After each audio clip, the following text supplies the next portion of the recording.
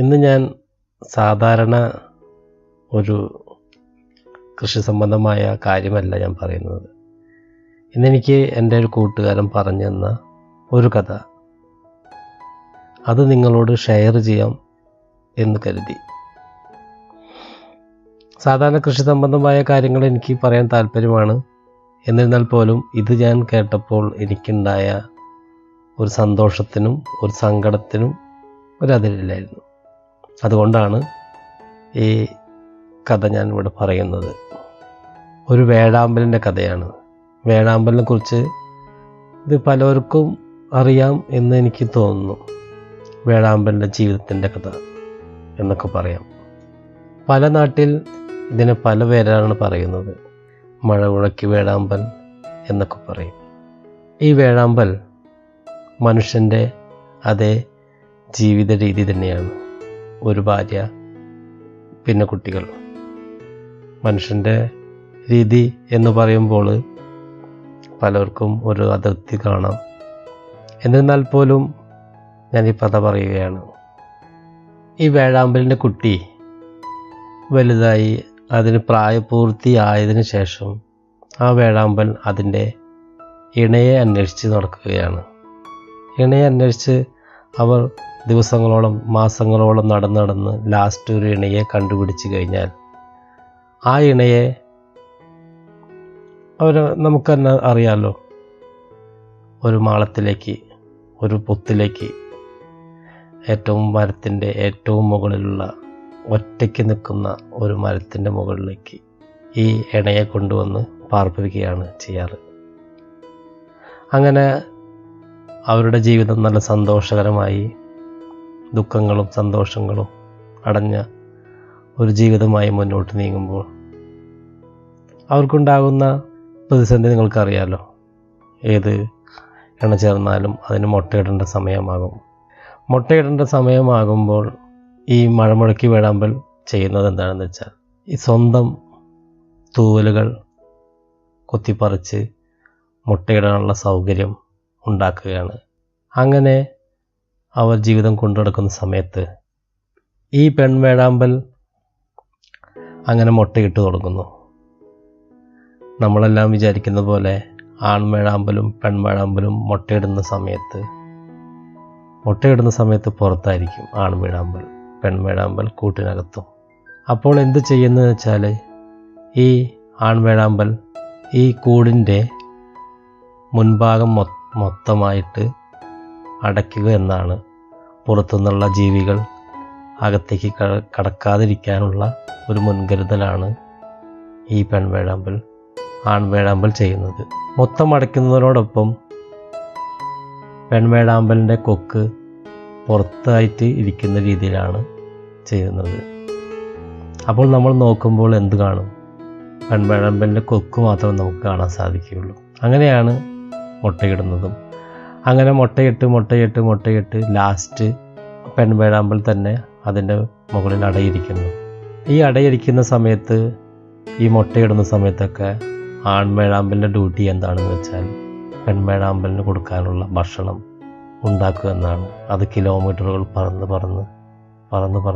പോയി ഓരോ ദിവസം ഓരോ തരം ഭക്ഷണങ്ങളാണ് കൊണ്ടുവരുന്നത്. ഫ്രൂട്ട്സ് ആയിരിക്കാം, ചെറിയ തവളകൾ, ചെറിയ പാമ്പിൻ്റെ കുട്ടികൾ, ഇരകൾ, അങ്ങനെ പലതുമായിട്ടാണ്. അങ്ങനെയാണ് ഈ പെൺവേഴാമ്പലിനെ പോറ്റിക്കൊണ്ടുപോരുന്നത്. പെൺവേഴാമ്പലിനെ പുറത്തു പോലും കടക്കാൻ സാധിക്കില്ല. അങ്ങനെ മുട്ടകൾ വിരിഞ്ഞ് കുട്ടികളുണ്ടായി. അപ്പോഴും ഈ ആൺവേഴാമ്പൽ പുറത്ത് തന്നെ ഇവർക്ക് കാവലാളായിട്ട്. അപ്പോഴും ആൺവേഴാമ്പൽ ഇതേപോലെ തന്നെ ഭക്ഷണം ആദ്യം പെൺവേഴാമ്പലിന് മാത്രമുള്ളത് പിന്നെ കുട്ടികൾക്കും കൂടിയായി. കുട്ടികൾക്ക് കൊടുക്കേണ്ട ഭക്ഷണ രീതി എന്താണെന്ന് വെച്ചാൽ ഇതേപോലെ തന്നെ ഫ്രൂട്ട്സ് ഐറ്റംസ് മാത്രമാണ്. അതും 7 ദിവസമാണെങ്കിൽ 7 ദിവസം പലതരത്തിലായിരിക്കും. ഫ്രൂട്ട്സിൻ്റെ തന്നെ പലതരത്തിലുള്ള രീതിയിലായിരിക്കും ഈ വേഴാമ്പലിനും കുട്ടികൾക്കും കൊടുക്കുന്നത്. നമ്മുടെയൊക്കെ ജീവിതത്തിൻ്റെ രീതി തന്നെയാണ് ഈ വേഴാമ്പലിന് ഉള്ളതും. ഒരുവിധ ജീവികൾ അവരുടെ കാര്യങ്ങൾ അന്വേഷിച്ച് പോകുമ്പോൾ വേഴാമ്പലിൻ്റെ രീതി ഇങ്ങനെയാണ്. ദിവസങ്ങൾ കഴിഞ്ഞു, വേഴാമ്പൽ കുട്ടികൾക്ക് അമ്മയ്ക്കും കൂടി ഭക്ഷണ രീതി കൊണ്ടുകൊടുത്തു. അങ്ങനെ കുട്ടികൾ വലുതായി. കുട്ടികൾ പറക്കം പറ്റാറാവുമ്പോൾ ഈ രീതി ഒന്ന് മാറുന്നു.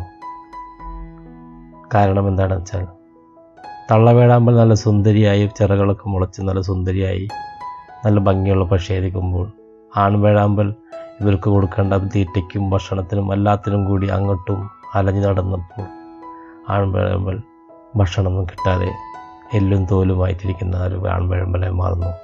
പിന്നെ ഡ്യൂട്ടി പെൺവേഴാമ്പലിനാണ്. കുട്ടികളെ നോക്കുക. പിന്നെ കുറച്ചു കാലം ആൺവേഴാമ്പലിന് റെസ്റ്റ് തന്നെയാണ്.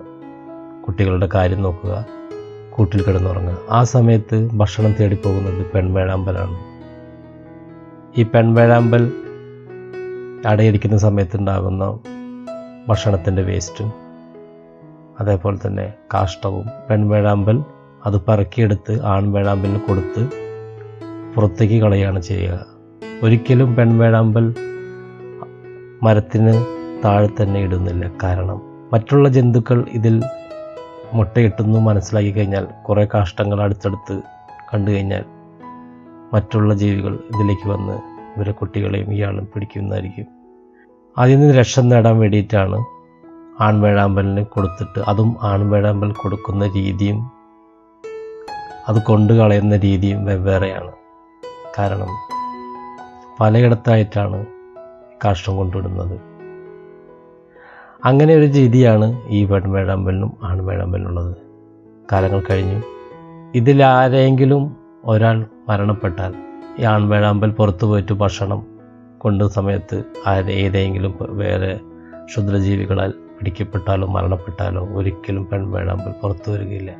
അവരുടെ കുട്ടികളും പുറത്തു വരികയില്ല. അവർക്ക് ഭക്ഷണം കിട്ടാതെ അവരെ അച്ഛനാലോചിച്ച് കിടക്കുന്ന മരണത്തിലേക്ക് കീഴടങ്ങും. അതേപോലെ തന്നെയാണ് ആൺവേഴാമ്പലും കുട്ടികളും. ഒരിക്കലും പുറത്തേക്ക് ഭക്ഷണം തേടിപ്പോയ അമ്മയെ വിട്ടാൽ, അതോ സ്വന്തം പെൺവേഴാമ്പലിനെ വിട്ടാൽ, ഏതെങ്കിലും ക്ഷുദ്രജീവികളാൽ മരണപ്പെട്ടാൽ ഒരിക്കലും ആൺവേഴാമ്പൽ പുറത്തേക്ക് വരില്ല. പുറത്തേക്കൊരു ഇണയെ തേടിപ്പോവില്ല. ഇതാണ് ജീവിത സത്യം. ഈ ഭാഗം നിങ്ങൾക്ക് ഇഷ്ടപ്പെട്ടാൽ വീഡിയോ ഷെയർ ചെയ്യുക. അതിനോടൊപ്പം സബ്സ്ക്രൈബ് ചെയ്യുക. സബ്സ്ക്രൈബ് ചെയ്യുന്നതിനോടൊപ്പം ബെൽ ബട്ടൺ കൂടി അമർത്തിയിടുകയാണെങ്കിൽ അടുത്ത വീഡിയോ അപ്ലോഡ് ചെയ്യുമ്പോൾ തന്നെ നമുക്കൊരു നോട്ടിഫിക്കേഷൻ ലഭിക്കുന്നതായിരിക്കും. ഈ ഭാഗം നമുക്ക് ഇഷ്ടപ്പെട്ടു കാണുമെന്ന് വിചാരിക്കുന്നു. അതിനോടൊപ്പം തന്നെ ഇതിനെക്കുറിച്ചുള്ള അഭിപ്രായങ്ങൾ താഴെ കമൻറ്റ് ബോക്സിൽ ദയവ് ചെയ്തിടുക. നന്ദി, നമസ്കാരം.